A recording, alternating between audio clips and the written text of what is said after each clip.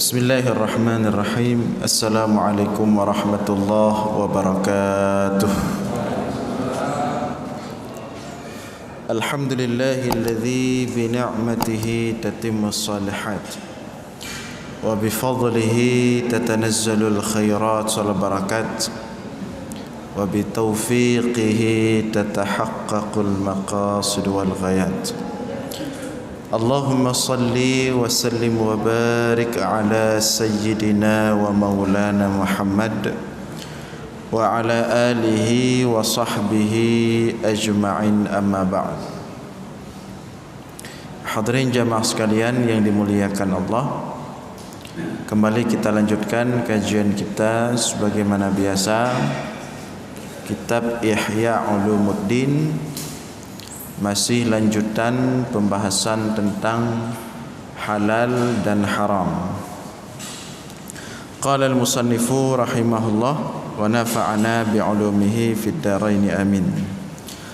Al-wara'u anil harami ala arba'i darajatin. Al-wara'u anil harami ala arba'i darajatin. Wara' daripada perkara yang diharamkan itu terdiri daripada 4 derajat, 4 tingkatan. Jadi wara' yang selama ini kita dengar-dengar penyebutannya itu ada ada 4 tingkatan. Wara' daripada perkara yang haram itu ada 4 derajat atau 4 tingkatan. Al-ula, tingkatan pertama, ini tingkatan paling bawah. Jadi yang pertama dimulai dari tingkatan paling bawah, bukan tingkatan paling atas. Al-ula, tingkatan paling bawah daripada wara', tapi dengan berada pada tingkatan ini kita sudah disebut wara', sudah punya sifat wara'. Apa itu? Al-ula wara'ul aduli wa huwa alladhi yajibul fisqu biqtihamihi wa tasqutul adalatu bihi wa yasbutu ismul asyani wa ta'arrudhi linnar wa ta'arrudu linnari bisababihi. Wara' yang pertama disebut dengan wara' adul. Disebut dengan wara' adul, atau bisa juga kita sebut dalam bahasa kita wara' adil. Wara' adil. Apa itu wara' adul atau wara' adil? Wa huwa alladhi yujibul fisqa biqtihamihi, di mana apabila seseorang melakukan sesuatu yang berlawanan dengan wara' ini menyebabkan dia berstatus fasik. Di mana apabila dia tidak melakukan wara' ini, artinya melakukan perkara yang berlawanan dengan wara' adil ini, maka dia dijuluki berstatus fasik. Arti fasik kemudian maka dia telah hilang beberapa syarat daripada perkara Islam, seperti telah jatuh pada dia syarat sah jadi wali nikah. Orang fasik tidak sah jadi wali nikah. Kemudian telah jatuh darinya syarat sah jadi saksi nikah. Jadi orang fasik juga tidak bagus, tidak bisa jadi saksi nikah. Nah, jadi wara' adil ini di mana apabila seseorang melakukan yang berlawanan dengan wara' adil ini, maka dia berstatus fasik.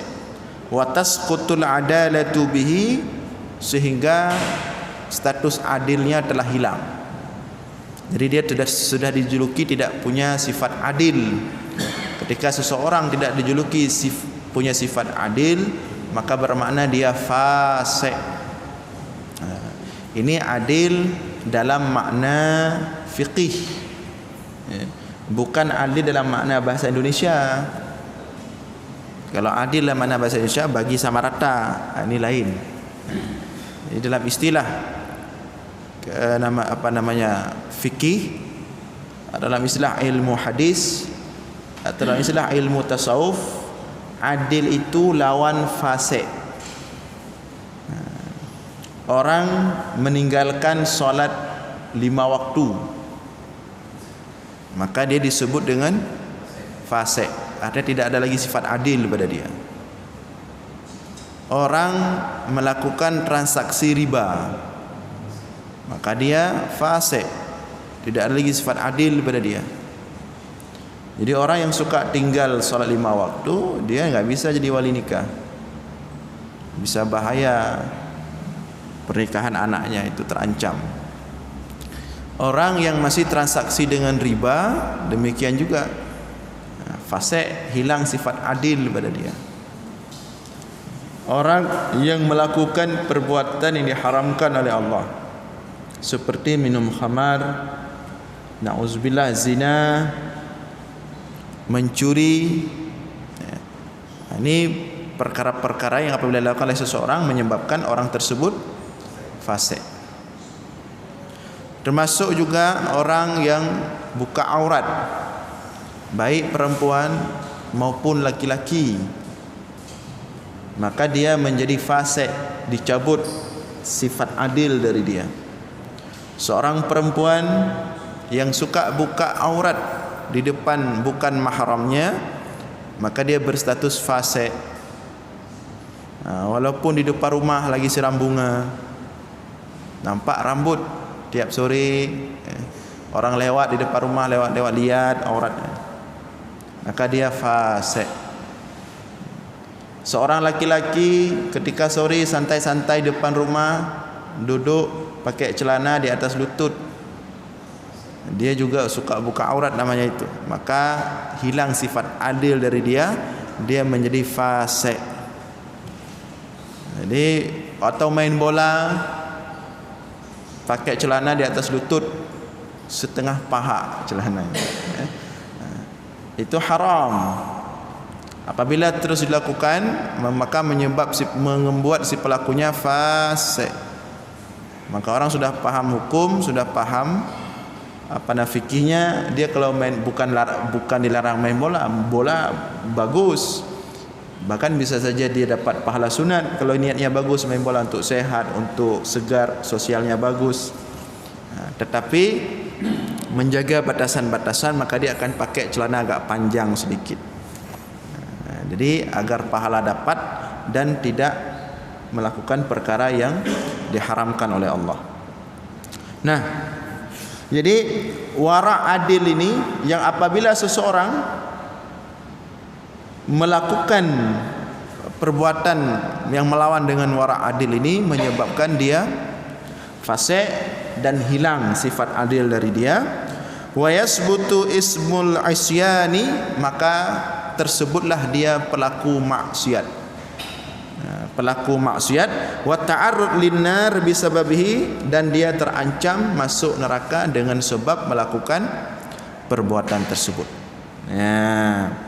Nah, jadi secara umum definisi wara adil ini adalah sesuatu yang apabila dilakukan, suatu perkara haram yang apabila dilakukan membuat seseorang itu fasik, membuat seseorang tersebut hilang sifat adilnya, membuat seseorang tersebut dijuluki pelaku maksiat, dan pelaku tersebut terancam neraka, maka siapapun yang menjauhi ini semua disebut dengan wara adil. Dia tidak lebih dari itu. Atau dengan bahasa kita lebih sederhananya, wara adil ini orang yang menjaga batasan pas, tidak lebih, tidak kurang. Ini wara adil namanya. Misalnya ini garis tanah. Ni tanah, ni garis tanah, batasan tanah. Sebelah sini tanah dia, sebelah sana tanah orang. Nah, orang wara adil itu dia membuat pagar pas di batasan itu. Pas di batasan itu. Tidak lebih punya orang, tidak kurang punya dia, pas. Ini namanya wara adil, dia pas. Tidak melakukan perbuatan yang membuat dia fasik, sudah cukup. Itu namanya wara adil, tidak lebih daripada itu. Ya. Nanti ada wara lain lagi. Wara lain lagi, mana batasan tanahnya ini. Kalau wara adil tadi pas dia. Nanti ada wara di atasnya, dia mundur sedikit. Kalau lebih untuk orang enggak apa-apa, yang jangan lebih untuk ya, itu nanti di atasnya lagi wara. Tapi kalau wara adil ini dia pas di atas garis, enggak lebih, enggak kurang. Dia enggak melakukan perbuatan yang menyebabkan dia disebut fasik atau pelaku maksiat yang menyebabkan dia terancam daripada neraka. Dia tidak melakukan perbuatan-perbuatan tersebut. Ini disebut dengan wara adil atau wara adul. Satu, wa huwal wara'u an kulli ma tuharrimuhu fatawal fuqaha. Nah, wara' ini adalah mereka-mereka yang tidak melakukan sesuatu yang jelas keharamannya telah disampaikan oleh para fuqaha dan para ahli fatwa. Pokoknya dia tidak melenceng aja. Hukum Al-Quran begini, hukum fikih begini, hadis begini, para ulama mengatakan begini, udah dia sampai di situ aja. Dia enggak melakukannya, tapi dia enggak lebih dari itu. Itu namanya wara adil. Yang kedua, asaniyatu, wara tingkat yang kedua, ini di atasnya. Ini paling pertama, paling bawah. Ini di atasnya, lebih bagus lagi. Wara'us salihin, yaitu wara orang-orang saleh, disebut dengan wara'us salihin. Wara orang-orang saleh. Apa makna, apa maksud wara yang kedua ini? Wa huwal imtina'u amma yatatarraqu ilaihi ihtimalut tahrim. Wara salihin ini, atau wara orang-orang saleh ini, dia tidak melakukan yang haram, itu sudah pasti. Tapi dia bukan hanya tidak melakukan yang haram, dia juga meninggalkan sesuatu yang mendekati kepada haram. Ini namanya wara salihin, tingkat di atasnya tadi. Dia bukan hanya menjaga batasannya, tapi dia mundur sedikit lagi. Kalau pas-pas kali batasannya keambil punya orang, maka dia mundur. Umpama tadi saya umpamakan tadi biar lebih jelas. Kalau wara adul, dia pas di atas batasannya. Ini tanah dia dibuat pagar pas di atas tanah, batasan tanah dia. Ini wara adul namanya. Tapi kalau wara salihin, dia mundur sedikit. Karena dia berfikir, kalau pas kali kita buat pagar di atas tanah kita, takutnya lebih sedikit ke tanah orang. Mengkhawatirkan lebih sedikit ke tanah orang, jatuh haram. Maka bagaimana wara salihin ini? Dia pagarnya mundurkan sedikit, biar lebih sedikit tanah ke orang lain, dipastikan halal. Ini namanya wara apa? Wara'us salihin. Maka orang-orang yang punya wara seperti ini, dalam banyak hal dia suka lebih untuk orang aja dikit, enggak masalah. Khawatir kalau pas-pas kali kena punya orang. Ini wara'us salihin. Ini mungkin lumayan banyak kita dapatkan di pasar-pasar ya. Enggak apa-apalah lebih 1.000 enggak apa-apa. Ini namanya wara salihin. Enggak apalah 2.000 enggak apa-apa. Ini namanya wara salihin. Berarti boleh kita bilang untuk orang itu, oh anda sudah belajar ihya, berarti anda sudah belajar ihya ulumuddin, enggak apa-apa lebih. Itu si penjual. Kata si pembeli, oh enggak apa-apa lebih untuk anda aja. Kata si penjual, oh enggak apa-apa untuk anda aja lebih. Akhirnya enggak selesai-selesai karena duanya ingin ambil wara salihin. Jadi pokoknya jangan lebih ke dia. Karena khawatir kalau lebih ke dia jatuh ke haram, maka lebih baik lebih ke orang. Ini namanya wara'us salihin. Tapi yang kebanyakan terjadi, jangankan wara'us salihin, wara'adul aja susah kita dapatkan. Apalagi kalau masalah tanah. 1 senti bisa jadi permusuhan bertahun-tahun. 1 senti di sini batasan tanah saya, bukan di sini, pada cuma 1 senti jaraknya. Berapa senti? 5 senti lah, 10 senti, tetap dipertahankan. Jangankan wara' salihin, kadang-kadang wara' adul saja orang susah. Termasuk sekarang yang sedang terjadi di 2 perguruan tertinggi di Aceh. Nah, ini masalah tanah ini. Maka disitulah di apa namanya, mereka dilihat mana yang memilih wara' adil, mana yang memilih wara' salihin. Kalau yang memilih wara' adil tetap pas di atasnya, mau ribut mau apa. Tapi kalau seandainya mereka wara' salihin, dan seharusnya mereka wara' salihin, mana mereka perguruan tinggi dan di sana banyak guru-guru besar, banyak tokoh-tokoh pendidikan, seharusnya mereka pilih wara' salihin, saling mundur. Nah, itu yang kedua, wara' salihin. Jadi fahuwa min mawaqi'is syubhah 'alal jumlah. Jadi wara' apa namanya, walakin al-mufti yurakhis fit tanawul bina'an 'ala dhahir.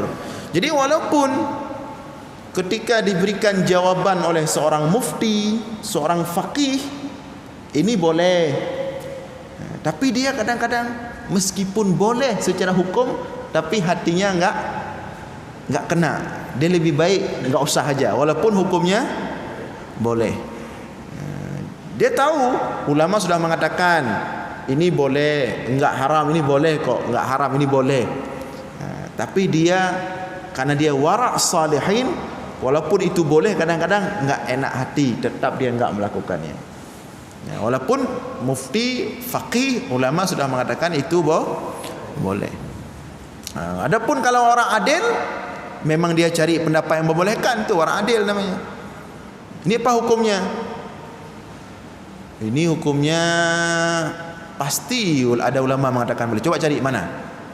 Dapat. Boleh. Ini namanya wara' adil.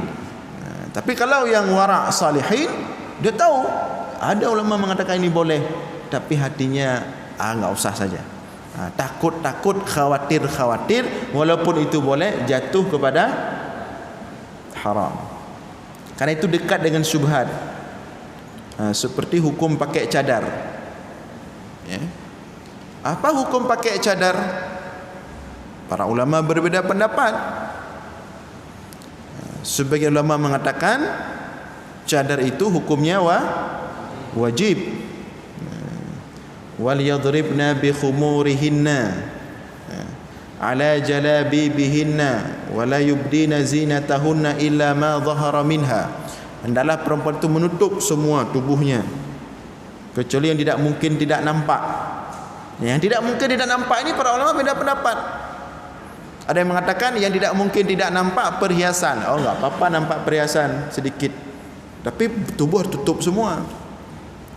Ada ulama yang mengatakan yang tidak mungkin tidak nampak ini wajah dan telapak tangan. Maka boleh dia buka wajahnya, enggak pakai cadar. Nah, ada perempuan-perempuan, karena ulama mengatakan seperti ini. Ada yang mengatakan wajib cadar, tapi ada juga pendapat ulama mengatakan cadar itu hukumnya bukan wajib, tapi mubah, boleh saja. Nah, meskipun ada ulama yang mengatakan buka cadar itu boleh, tapi ada perempuan-perempuan yang dia tidak kena di hati, meskipun boleh, tapi dia untuk wara' salihnya, wara' salihin, maka dia menjaga agar tidak timbul Fitnah dia tetap tutup wajahnya dengan menggunakan cadar.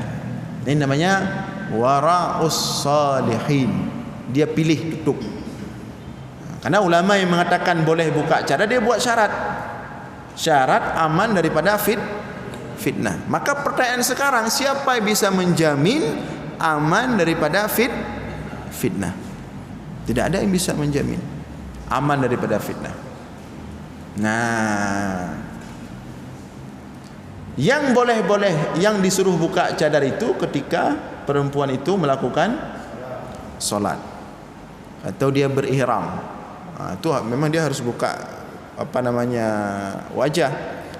Boleh ditutup makruh. Kalau lagi solat perempuan itu sedang ihram, sedang solat, itu makruh pakai tutup wajah. Dia harus buka. Tapi di luar daripada solat, kita tidak boleh memaksa dia untuk buka cadar.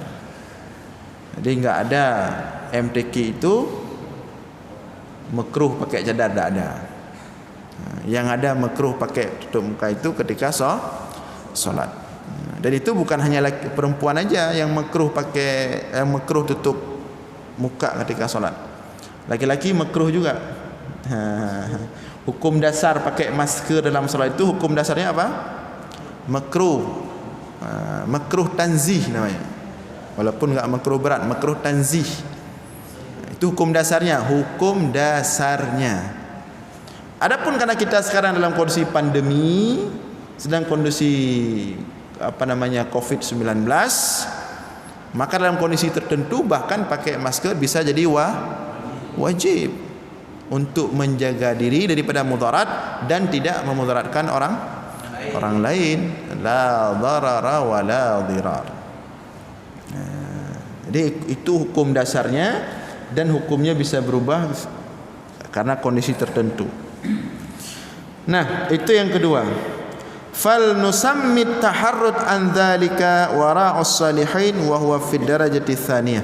Jadi ini derajat kedua di atas yang tadi yang pertama disebut dengan wara' salihin. As-salisatu, kemudian yang ketiga. Yang ketiga ini disebut dengan wara'ul muttaqin. Yang ketiga ini disebut dengan wara'ul muttaqin. Ini dihafal nih. Dihafal, diingat. Karena yang kita ketahui selama ini cuman wara. Apa itu wara?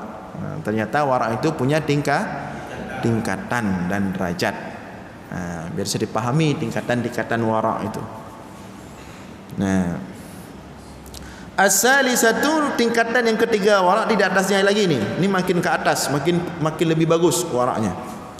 Ma la tuharrimuhul fatwa wala syubhata fi hillihi walakin yakhafu minhu ada'uhu ila muharramin wa huwa tarku ma la ba'sa bihi makhafata mimma bihi ba's wa hadha wara'ul muttaqin. Nah, wara' muttaqin ini adalah wara' seorang meninggalkan sesuatu yang tidak diharamkan oleh agama. Memang tidak diharamkan oleh agama. Dibolehkan, boleh-boleh saja, tidak diharamkan dan tidak ada syubhat.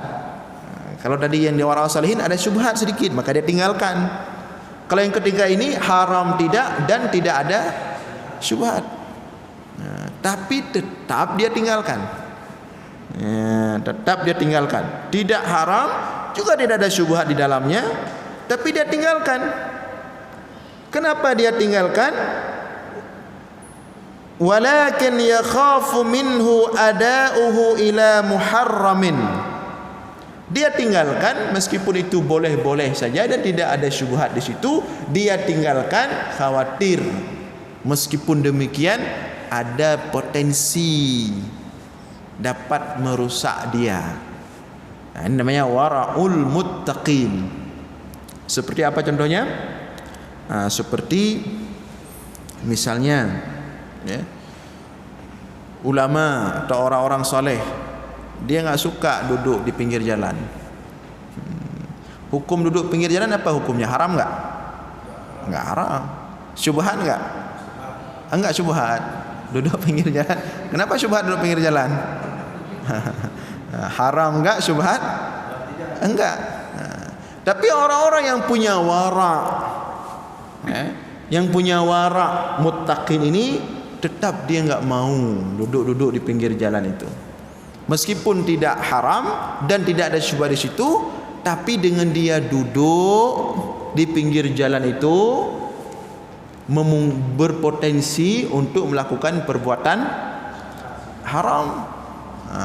Seperti ya lewat si fulan, lewat si fulin, lewat si ini, lewat si itu, lewat si laki, lewat si perempuan. Kemudian hati juga tidak terkontrol. Kita kan kalau sering duduk pinggir jalan tu, hati itu enggak tenang dia. Paling sibuk hati itu kalau kita duduk pinggir jalan. Itu paling sibuk hati itu. Dia enggak bisa berhenti dia. Lewat satu orang. Dari ujung kepala sampai ujung kaki kita lihat model mobilnya, model motornya, kepalanya, badannya, ribut itu hati bicara sendiri dia. Ini kenapa begini kepalanya, ini kenapa begini duduknya, kenapa mereng gini, kenapa begitu. Yang lewat laki-laki lain lagi dia ribut, lewat perempuan lagi dia ribut. Ada untuk menghindari ini maka dia tidak duduk. Ini namanya wara'ul muttaqin. Wara' bagi orang-orang yang ini di atasnya lagi. Jadi itu wara' muttaqin. Tidak haram, tidak juga syubhat. Atau contoh lain seperti misalnya ya, tapi ini sekedar contoh ya. Seperti bank misalnya. Nah, dia melihat bank konven jelas haram. Ya kan? Bank syariah halal. Namun meskipun demikian, dia khawatir juga. Dia juga khawatir. Khawatir berpotensi juga nanti untuk itu, maka dia ambil duit ke mana dia simpan? Beli emas, beli tanah. Beli apa? Itu namanya wara'ul muttaqin. Dan banyak contoh-contoh lain ya. Nah, itu yang ketiga, wara'ul muttaqin. Dia tidak melakukan yang haram, tidak melakukan syubhat, tapi dia meninggalkan sesuatu walaupun tidak haram, tidak syubhat, karena khawatir jatuh dirinya itu dalam yang tidak baik. Kemudian tingkat yang di atasnya lagi, ar-rabi'atu, yang keempat, ma la ba'sa bihi aslan wala yakhafu minhu ay yuaddi ila ma bihi ba'sun walakinnahu yatanawalu li ghairillahi wa ala ghairi niyyati taqwa bihi ala ibadatillah aw tatarraqa ila asbabihil musahhilah lahu kirahiyah aw ma'siyah wal imtina'u bihi. Wara'us siddiqin. Yang keempat ini namanya wara' siddiqin. Wara' siddiqin. Dia bukan perkara haram, bukan perkara syubhat, dan kecil sekali berpotensi melakukan maksiat. Kecil sekali, kecil. Karena potensi maksiat enggak mungkin hilang 100%. Karena dimanapun di dunia ini kita berada, selama kita masih di muka bumi ini, potensi maksiat tetap ada, enggak mungkin hilang 100% dimanapun kita berada. Dan sebenarnya masalah maksiat bukan jangan salahkan orang lain, jangan salahkan tempat, jangan salahkan bumi, jangan salahkan orang. Potensi maksiat itu ada pada diri kita masing-masing. Jadi ke dunia kemanapun kita pergi, potensi maksiat itu tetap ada walaupun sedikit dia. Nah, tapi yang keempat ini wara' di atas tertinggi, bukan karena perbuatan itu haram, bukan karena perbuatan itu syubhat, dan potensi maksiatnya kecil. Apa contohnya? Seperti sebagian orang yang ketika duduk di warung kopi itu menjaga batasannya. Jadi tidak sering-sering. Kalau duduk sesaat saja, secukupnya. Ini biasanya ulama, orang-orang saleh. Jadi waraknya itu sudah ke tingkat itu. Dia tidak duduk di warung kopi untuk menjaga warak, untuk menjaga agama, untuk menjaga agama yang dia bawa, agama yang dia timang. Nanti kalau orang lihat lu ulama sering duduk warung kopi, timbul tuhmah namanya. Ini kok ulama udah langganan di warung kopi ini. Bukan haram nggak dia duduk di warung kopi? Syubhat nggak? Berpotensi maksiat nggak? Enggak, dia duduk di pojok sana minum kopi aja dia. Kalau dia nggak mau dosa, ya nggak usah lihat sana sini, duduk aja lihat kuih aja, lihat kopi aja. Tapi tetap dia nggak melakukan. Apa alasannya? Ya. Lakinnahu yatanawalu li ghairillahi wa ala ghairi niyatit taqwa bi ala ibadatillah. Karena kalau dia terlalu lama di warung kopi, dia nggak tahu mau niat apa. Karena orang seperti itu setiap hidupnya semuanya karena Allah. Apapun yang dilakukan dia niat karena Allah. Nah, kalau dia duduk warung kopi terlalu lama, niatnya apa nanti? Ini saya niat duduk warung kopi lama-lama karena Allah. Bisa enggak? Enggak bisa. Tapi kalau dia ajak minum kopi sama kawan pagi sebentar misalnya, bisa kita niatkan, ini saya duduk warung kopi silaturahim sebentar. Bisa sambil minum kopi karena Allah, menyegarkan badan, silaturahim. Dapat. Tapi begitu sudah lewat 1 jam, bagaimana niatnya itu? Lewat 2 jam. Nah, orang-orang seperti ini ketika melakukan sesuatu, meskipun itu bukan haram, meskipun itu bukan syubhat dan tidak berpotensi maksiat, tapi karena dia tidak tahu cara meniatnya biar bisa karena Allah, maka dia meninggalkannya. Dia meninggalkannya karena nggak tahu cara bagaimana agar bisa meniatkan perbuatan itu karena Allah. Sedangkan hidupnya apapun yang dia lakukan mesti karena Allah. Ketika dia melakukan sesuatu, ini bagi cocok nggak saya niatkan karena Allah ini? Oh, nggak cocok, ya udah saya tinggalkan.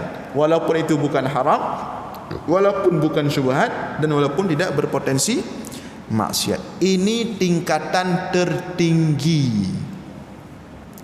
Tingkatan tertinggi daripada wara', namanya wara'us siddiqin. Wara'us siddiqin. Ini terjadi pada Rasulullah ketika Rasulullah belum diangkat sebagai Rasul. Di Rasulullah itu ketika beliau masa kecil, beliau sering di pelosok Mekah. Sehari-hari beliau mengembala kambing. Beliau enggak ada ikut-ikut ke kota, di keramaian, di pasar sama anak-anak muda lain, enggak ada. Beliau senantiasa di apa namanya, di pinggir kota, di tempat pengembalaan kambing, beliau sehari-hari di situ. Jadi dia terjaga, pandangannya terjaga, telinganya terjaga. Maka suatu ketika Rasulullah ingin ke kota. Dia mendengar. Jadi suara bunyi-bunyi keramaian di kota itu kadang-kadang terdengar ke pinggir kota. Maka Rasulullah suka, ingin ke sana, mendekat ke sana, ingin menyaksikan keramaian itu. Ingin menyaksikan anak-anak seumuran dia. Kalau kita duduk ramai-ramai di warung kopi ketawa-ketawa, dia ingin. Maka suatu malam Rasulullah pergi, berangkat, ingin gabung juga. Gabung ramai-ramai duduk. Begitu dia di tengah jalan, tiba-tiba seperti ada yang memukul kepalanya di telinga. Tek. Pingsan. Besok pagi baru jaga. Malam kena pukul di telinga, besok pagi baru jaga. Terkejut Rasulullah. Balik lagi dia ke tempat pengembalaan kambing. Malamnya lagi mau terdengar lagi sayup-sayup suara keramaian di kota. Anak-anak muda ngobrol rame-rame ribut. Dia suka juga, anak dia juga anak muda ketika itu masih muda, masih remaja. Malam kedua dia datang lagi. Ketika sampai di tengah jalan, malaikat memukul lagi kepala Nabi Muhammad, tertidur lagi, besok pagi baru jaga, baru bangun. Begitu terbangun lagi sampai 3 kali peristiwa itu. Setelah kejadian itu Rasulullah tidak pernah lagi berencana untuk pergi bergabung ramai-ramai menikmati keramaian di pusat kota. Jadi para rasul dijaga wara' mereka, namanya wara'us siddiqin. Bukan karena haram, bukan karena syubhat, dan bukan karena berpotensi maksiat, tetapi karena dia enggak tahu kalau melakukan itu niatnya bagaimana karena Allah. Ini termasuk ulama-ulama juga, ya, yang ketika kadang-kadang dia tidak terlalu nimbrung dalam keramaian, menjaga jarak. Ini ulama-ulama, orang-orang saleh, wali-wali Allah. Kenapa mereka melakukan itu padahal mereka bisa saja duduk gabung, bukan haram, bukan syubhat, dan tidak berpotensi maksiat? Tapi kadang-kadang mereka melakukan itu untuk menjaga wibawa agama, untuk menjaga agama Allah tetap berwibawa, agama itu tetap dihormati, agama itu, karena dia telah menjadi simbol agama. Jadi jangan dibayangkan, jadi ada orang ngomong, apa itu ulama, apa itu tengku, apa itu ustaz, dia lebih pengen daripada kita, agaknya hawa kecil. Ada yang ngomong seperti itu. Apa jawabannya? Kita jawab kepada orang yang seperti ngomong seperti itu, benar Anda katakan, ulama itu lebih pengen daripada Anda. Anda sudah sering lihat, Anda enggak pengen lagi, sudah biasa. Ulama enggak pernah lihat, maka dia lebih pengen dari Anda. Ulama, orang saleh lebih mau daripada Anda, tapi demi menjaga agama Allah dia jaga, tidak seperti Anda. Tidak mudah menjadi ulama itu, tidak mudah menjadi tengku itu, tidak mudah menjadi orang-orang yang membawa bara agama Allah itu. Kadang-kadang ada hal yang dia boleh lakukan, dia meninggalkannya demi menjaga marwah agama Allah. Kalau misalnya ulama enggak pakai peci, enggak pakai penutup kepala, boleh enggak? Haram enggak dia enggak pakai peci? Enggak pakai penutup kepala. Haram enggak? Enggak haram. Syubhat enggak kalau dia buka kepala? Syubhat. Lantas kenapa dia 24 jam harus pakai peci sampai rambutnya itu cepat rontok, kepalanya panas, untuk menjaga marwah agama. Bahkan seperti misalnya di kita di Aceh itu, dia harus pakai pakaian yang yang beda dengan orang lain. Padahal dia ingin pakai pakaian seperti kita, celana biar mudah dia loncat-loncat seperti kita juga, biar mudah dia bawa kendaraan ke grup-grup gede, daripada dia pakai sarung bertilak kena susah itu. Apakah dia haram pakai celana? Apakah syubhat dia pakai celana? Tidak. Tetapi kadang pakaian pun dia jaga. Demi simbol agama itu dia jaga. Bukan dia jaga dirinya, dia jaga marwah agama, dia jaga simbol agama. Coba kita bayangkan, tiba-tiba sore-sore kita lagi main bola, datang ulama besar loncat-loncat sama kita sepak bola, difoto sama orang, bagaimana gambarannya? Apakah dia tidak boleh gabung loncat-loncat sama kita? Boleh. Kenapa enggak boleh? Apakah haram? Tidak haram. Apakah syubhat? Tidak syubhat. Tapi dia meninggalkan itu walaupun itu tidak diharamkan, walaupun itu bukan syubhat, demi menjaga marwah agama.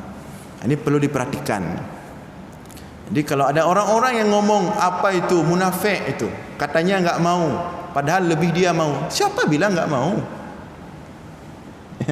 Siapa bilang enggak mau? Mau tapi menjaga. Tidak seperti Anda, apa yang Anda mau langsung Anda lakukan.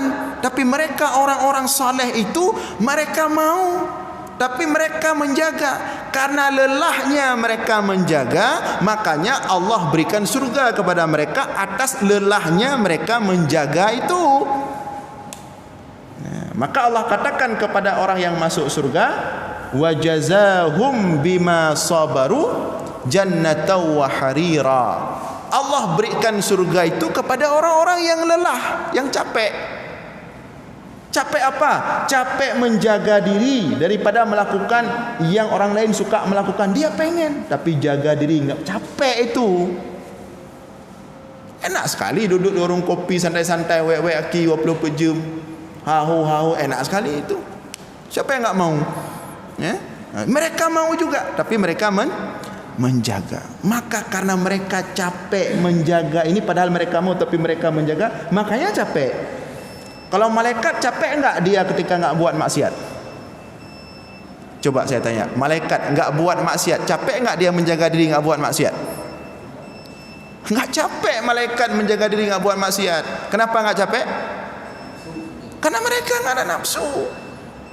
Karena mereka enggak ada keinginan. Jadi ketika mereka enggak berbuat maksiat, enggak capek mereka, memang enggak ada keinginan.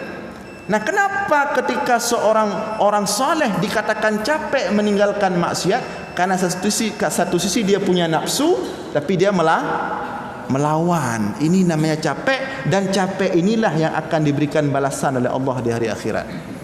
Wa jazahum bima sabaru jannatan wa harira. Orang-orang capeklah yang hidup di surga nanti. Maka hati-hati kalau tidak capek di dunia. Makin kita enggak capek di dunia, nikmat di surga makin sedikit. Karena surga itu tempat istirahat. Orang-orang enggak capek, enggak butuh istirahat dia.